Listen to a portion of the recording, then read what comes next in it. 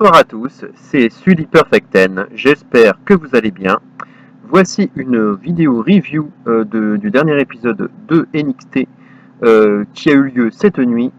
Le dernier épisode de l'année, et un épisode un peu particulier puisqu'il s'agit d'un épisode d'une émission qui s'est tenue, d'un show qui s'est tenu à Osaka au Japon, hein, lors d'une tournée du Pacifique, hein, qui avait lieu il y a quelques semaines de cela. C'est donc des enregistrements que vous allez voir dans le pays du soleil levant. On sait déjà que le main event, hein, on a pu déjà le voir, c'était Shinsuke Nakamura qui à ce moment-là était le challenger numéro 1 et essayait de récupérer son titre aux mains de Samoa Joe. Et on sait déjà, hein, que ce match s'est terminé par une victoire de Shinsuke Nakamura à domicile, sans trop de surprise, qui a donc récupéré son titre et est à nouveau le champion. Et depuis la semaine dernière, on sait même que ce sera Bobby Roode, son futur challenger numéro 1, pour un match qui aura lieu à TakeOver San Antonio dans un mois. Alors, on va voir donc dans cet épisode ce qu'il y a eu d'autre, hein, hormis ce main event qui, entre parenthèses, n'a pas été terrible. Hein. Moi, je ne l'ai pas trouvé extraordinaire. Déjà que je ne suis pas personnellement très fan de la rivalité entre Samoa Joe et Nakamura. Je trouvais que c'était un peu le match de trop.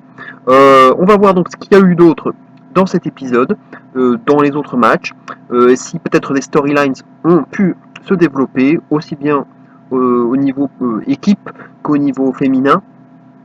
Et voir ce qu'il s'est réellement passé. On se retrouve tout de suite pour la review. Voici donc la review du show d'Osaka, hein, donc un house show qui a eu lieu il y a quelques semaines. Et on commence avec l'opener, Oni Lorcan contre Andrade Cien Almas. On voit que Andrade Cien Almas porte son masque qu'il avait lorsqu'il était à la Sombra, hein, avant d'arriver à la NXT. Mais il a quand même finalement retiré ce masque avant le match. Almas, bien sûr, joue le heel et refuse tout d'abord de serrer la main de Lorcan. Lorcan est quand même bien encouragé par le public japonais, hein, c'est le face du match. On peut quand même remarquer que le match est globalement, enfin en tout cas au début, assez lent. Les deux montrent leur technique, hein, mais plutôt au sol ou avec des prises de tête. Le public apprécie. Euh, on a un public assez calme, hein, puisque c'est un public japonais. On n'est pas habitué forcément à voir ça aux États-Unis, mais c'est un public très calme, qui est un peu comme au spectacle, hein, c'est-à-dire que il applaudit que lorsqu'il y a vraiment des belles manœuvres, ou un peu comme au cirque, c'est-à-dire que voilà, le reste du temps il est très calme, ça ne crie pas dans tous les sens, c'est très posé, c'est vraiment très différent. Ça fait des ambiances un peu bizarres, mais voilà, j'étais un peu décontenancé personnellement aussi au début, mais après on s'y fait, et puis finalement le public après participe, hein, vraiment au combat. Euh, le match donc était plutôt lent, euh, mais voilà, il est monté quand même en puissance. On a vu, euh, on a vu comme d'habitude, Almas qui s'est maintenu dans les cordes, Lorcan qui propose à nouveau une poignée de main que Almas refuse à nouveau. Voilà, on a vraiment un combat à l'ancienne. On a à nouveau, voilà, Lorcan qui fait une prise de tête. Euh, on n'entend vraiment que les catcheurs crier, hein, tellement c'est calme. Le public, voilà, donc euh, regarde, hein, apprécie le spectacle, mais voilà, de façon très calme, très posée. On voit Almas qui gifle plusieurs fois Lorcan. Il enchaîne à son tour avec un collier arrière. Un match qui, voilà, continue dans un mode old school. C'est vraiment en deuxième partie que le match accélère avec un Lorcan qui porte un joli somersault neckbreaker. Almas se dégage. Almas réalise ensuite de son côté une super manœuvre, hein, en vrillant autour du bras de Lorcan et en écrasant, hein, comme une espèce de DDT du bras sur le bras. C'était vraiment très spectaculaire et une manœuvre originale que moi je n'avais jamais vue avant. Lorcan se dégage suite à cette prise, il se dégage du compte. Euh, et euh, il arrive, Lorcan, à apporter un Inverted Exploder vraiment très spectaculaire. Euh, Lorcan, après plusieurs coups de fesses dans le coin, se fait contrer par un joli tour de hanche de la part d'Almas directement dans le coin. Almas enchaîne ensuite avec son double coup de genou dans le coin, comme il en a l'habitude. Euh, Almas, cependant, a un pied dans les cordes, a un pied sur la corde pendant le tombé, mais de toute façon, Lorcan s'est dégagé. Euh, il arrive, Lorcan, à nouveau apporter un Inverted Exploder, mais directement de la troisième corde, carrément. Donc ça a été vraiment très spectaculaire cette prise. Cette prise lui donne la victoire. Donc une victoire, on va dire, un peu surprise de la part de Orny Logan, Beef Busick, hein, pour ceux qui le connaissaient de l'Indie. Donc c'était quand même une petite sensation, hein, puisque voilà, on voyait quand même plutôt Lorcan, hein, dans ses derniers matchs, plutôt dans un rôle de jobber de luxe à la taille d'Illinger un peu. Donc c'était un peu une sensation qu'il ait battu quand même un Cien Almas qui a quand même fait participer il y a encore une semaine à un Fatal 4-Way pour désigner le challenger numéro 1, hein, au titre de Nakamura. Donc c'est quand même pas n'importe qui. C'est quand même une petite sensation. Mais le match, globalement, il fut assez bon, hein. C'était un bon opener avec deux très bons lutteurs et un Noni Lorcan qui confirme, hein, mes bonnes impressions, hein. Je le trouve vraiment très très bon ce Lorcan. C'est vraiment quelqu'un qu'il faut. Voilà, il n'a pas un physique très. Vraiment, il a un physique un peu ingrat, on va dire, un peu particulier, mais sur un ring, il est vraiment très très efficace. On passe au match suivant, donc un match féminin à 2 contre 2 entre Liv Morgan et Alia d'un côté et Billie Kay et Peyton Royce de l'autre. On peut aussi découvrir une nouvelle musique, un nouveau thème musical pour Billie Kay et Peyton Royce, donc un thème pour les deux. Alors peut-être que ces deux-là seront amenés à continuer à évoluer à deux, hein, du coup, vu qu'on a un thème quand même pour les deux. Même si on les verra, je pense, dans des matchs simples de temps à autre, peut-être même pour les titres, pour le titre.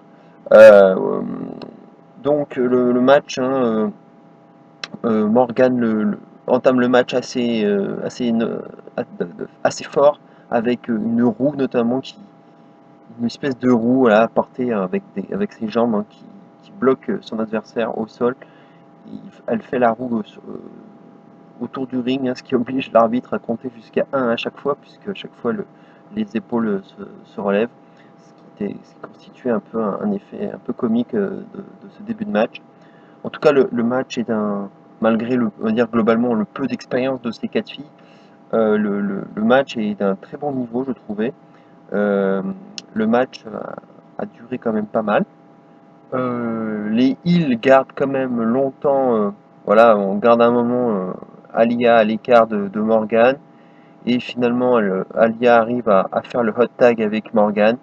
Morgan se débrouille comme elle peut, hein, mais on voit Alia se faire dégager du ring, puis Liv, Morgan finit à 2 contre 1, hein, 2 contre 1, donc face à Kay et Royce et finit par se faire écraser la tête, hein, sur le genou de Billie Kay, hein, comme c'est leur finish habituel, pour une victoire finale des Heels, victoire de Peyton Royce et de Billie Kay, qui pour le coup n'était pas une surprise, puisqu'elles sont en plein push. Mais c'était une- un très bon, vraiment un bon match, un bon petit match avec ces quatre filles.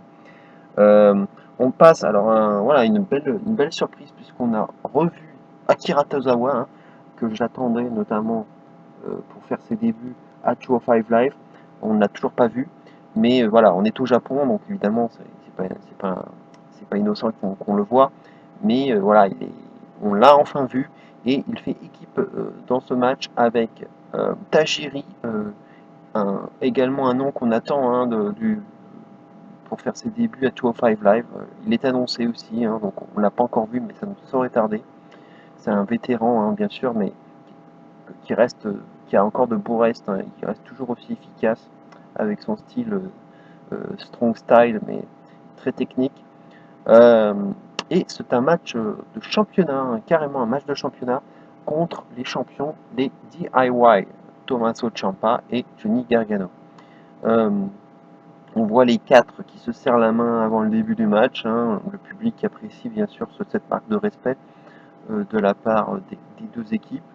Le public, hein, bien sûr, encourage Tozawa, hein, ce qui est logique. En tout cas, on voit un Tozawa qui se montre très démonstratif, hein, qui crie beaucoup.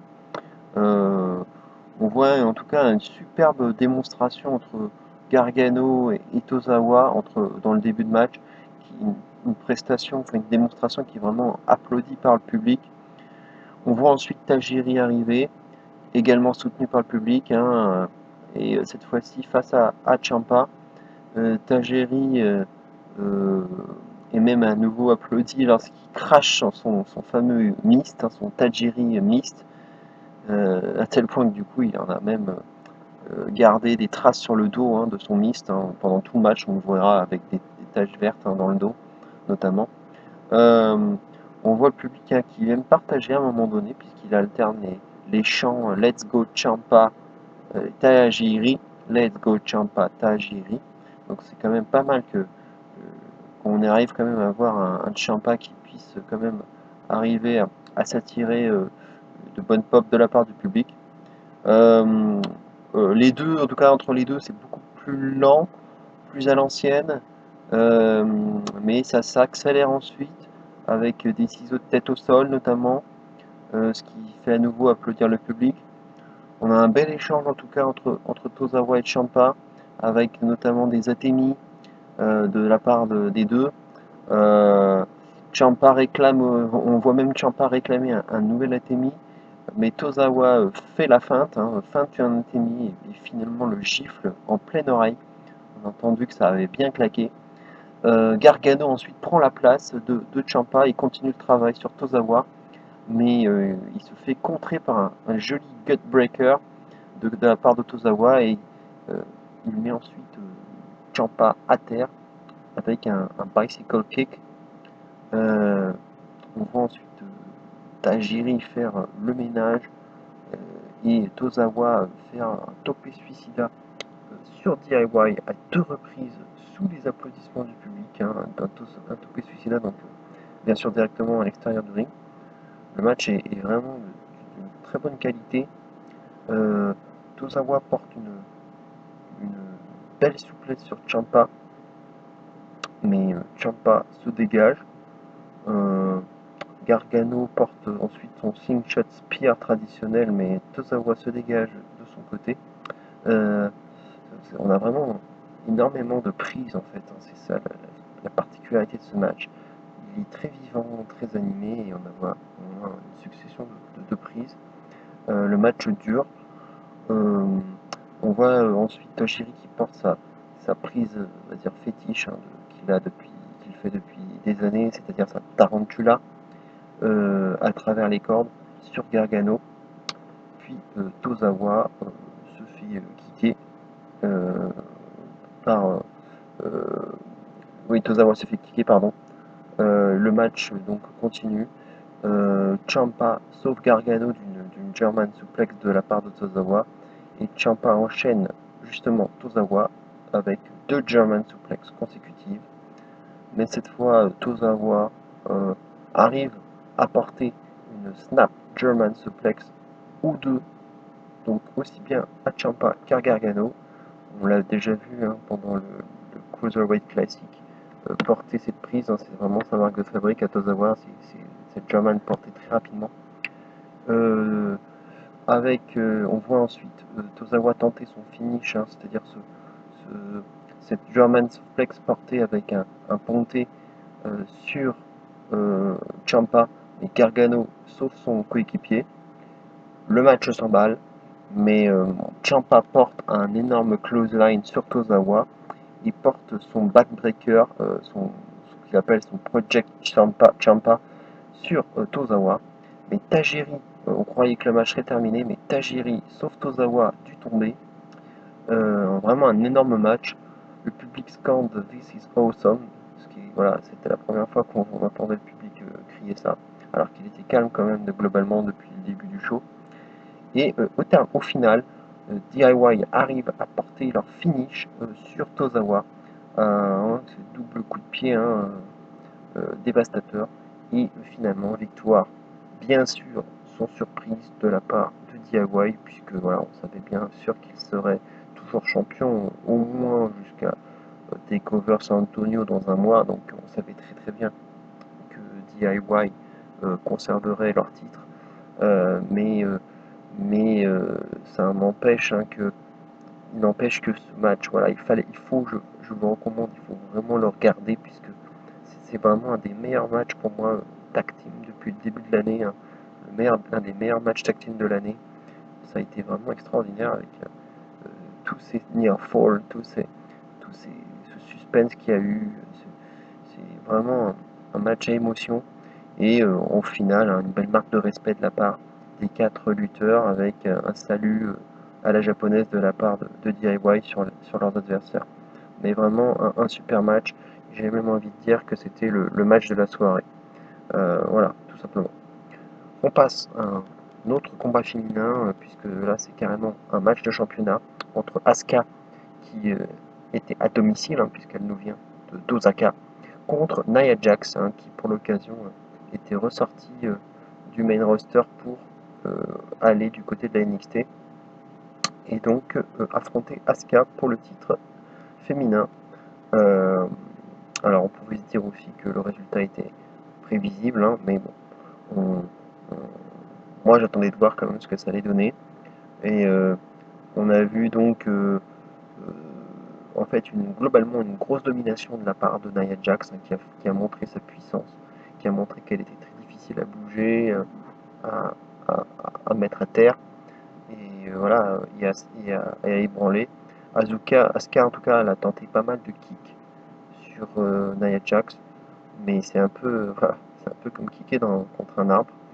C'était vraiment difficile de la battre. En tout cas, une belle démonstration de force de la part de Nia Jax. Asuka tente une soumission avec un octopus, mais Nia Jax s'en sort. Euh, Elle porte même un spinebuster à Asuka. Nia Jax donc domine le match. Asuka se prend même un coup de fesse dans le coin, puis plus tard un coup de boule. Euh, Asuka tente quelques répliques, hein, mais qui sont toujours inoffensives. Nia Jax fait même preuve d'un peu d'arrogance en faisant le tomber juste en posant ses deux mains là comme ça sur Asuka, hein, mais sans succès. Mais voilà, preuve d'arrogance quand même, un peu d'arrogance de la part de Nia Jax. La domination en tout cas est longue de sa part. À un moment donné, on a quand même un botch de la part de Nia Jax qui rate son Samoan Drop euh, avec un.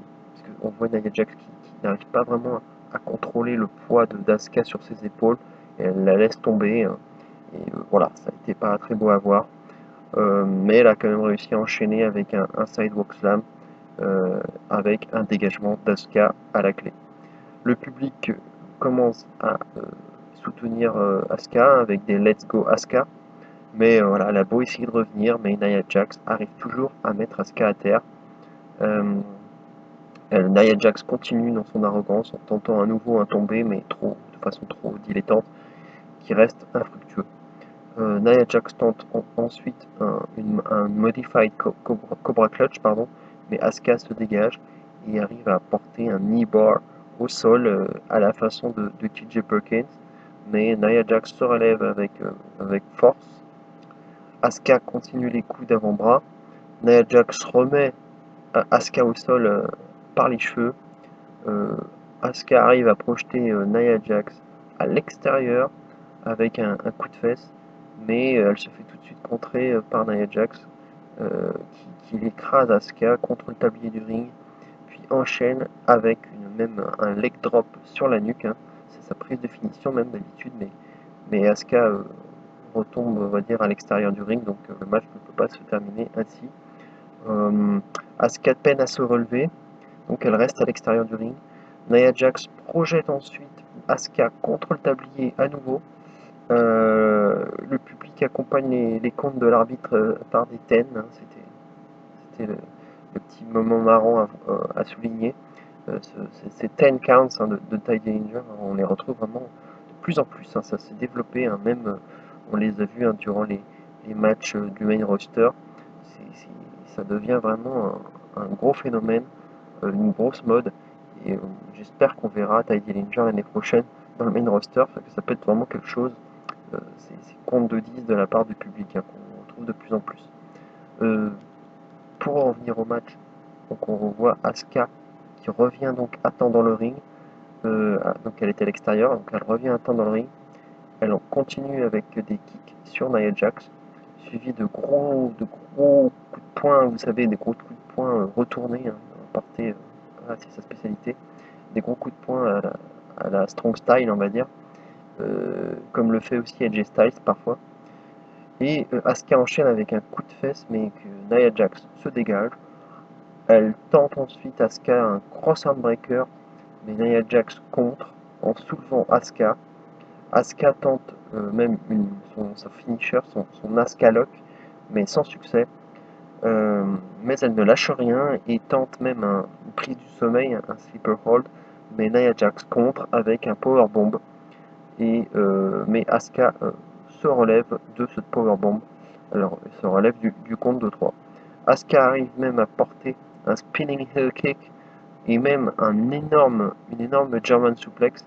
Ça a été assez impressionnant à voir, hein, vu le poids de Nia Jax, ça a été assez impressionnant. Et Asuka, malgré voilà, un dernier grand cri énorme de la part de Nia Jax, pour montrer qu'elle n'a pas peur, arrive à finir Nia Jax avec un gros kick au visage. Et victoire d'Asuka, donc qui conserve logiquement bien sûr son titre. Mais on peut dire que c'était un très très bon match.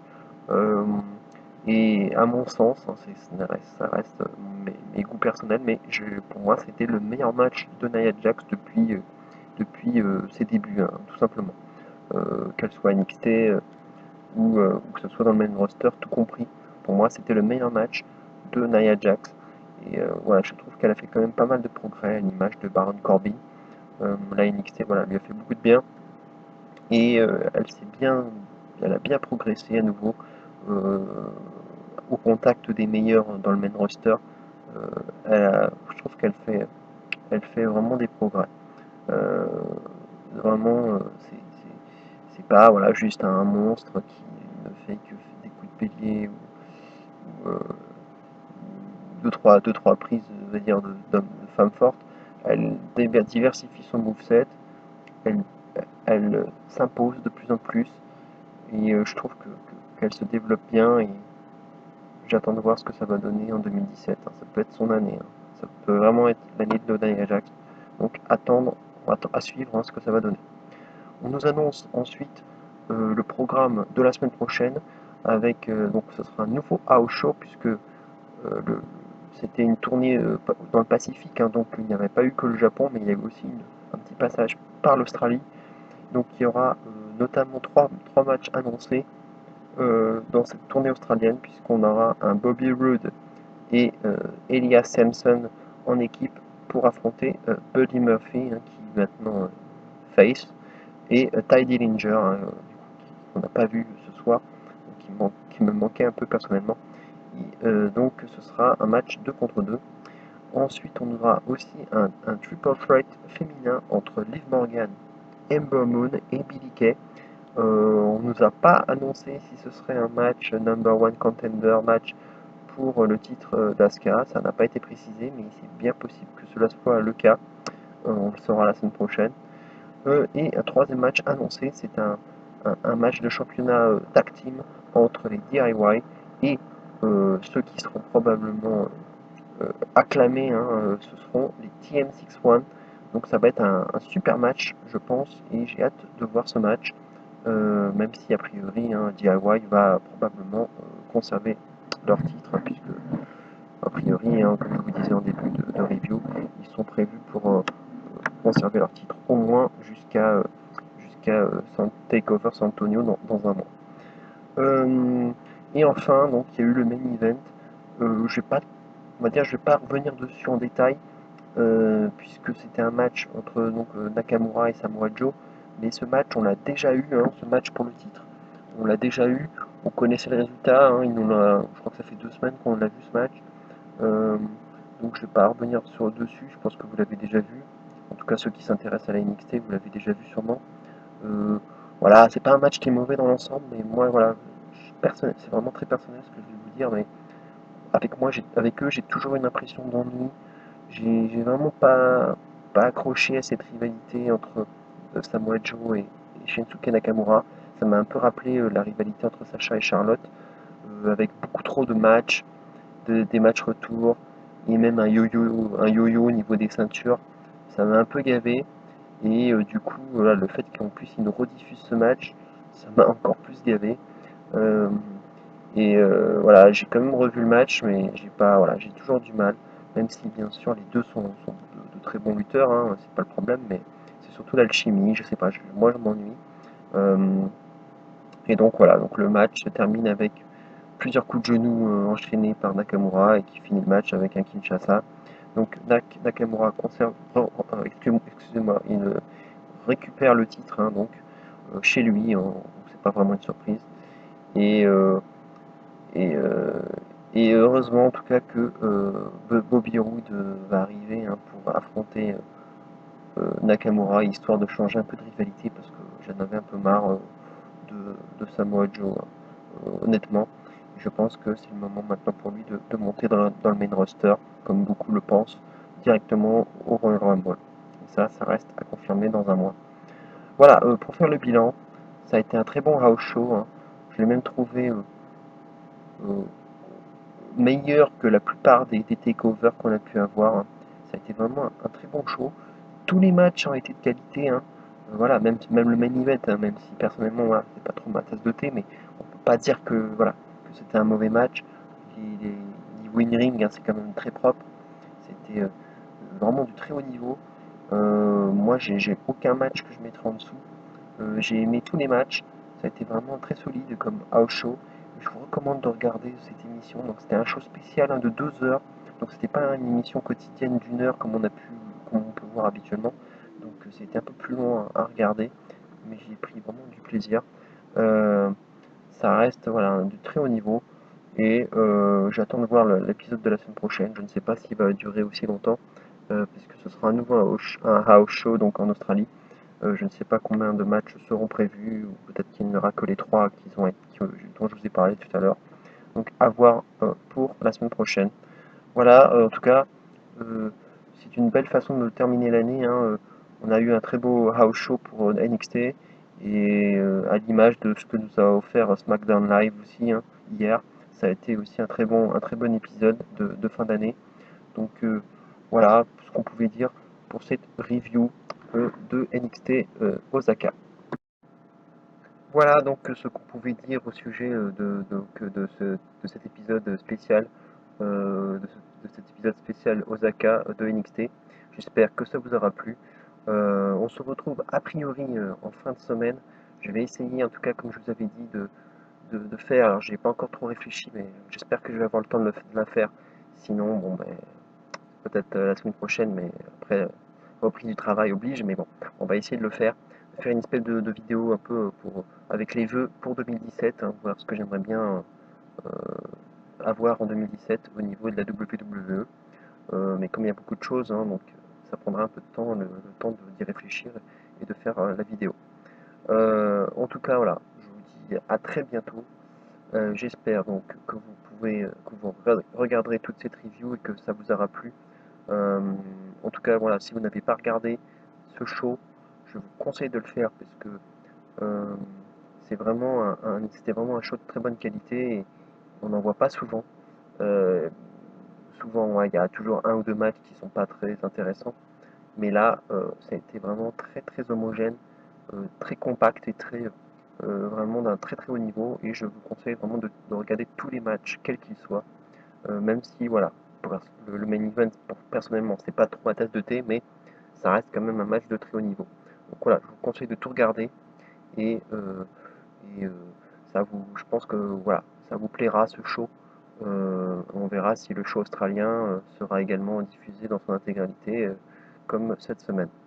Voilà, en tout cas, on se dit à très bientôt et en attendant, le catch bien sûr. Ciao.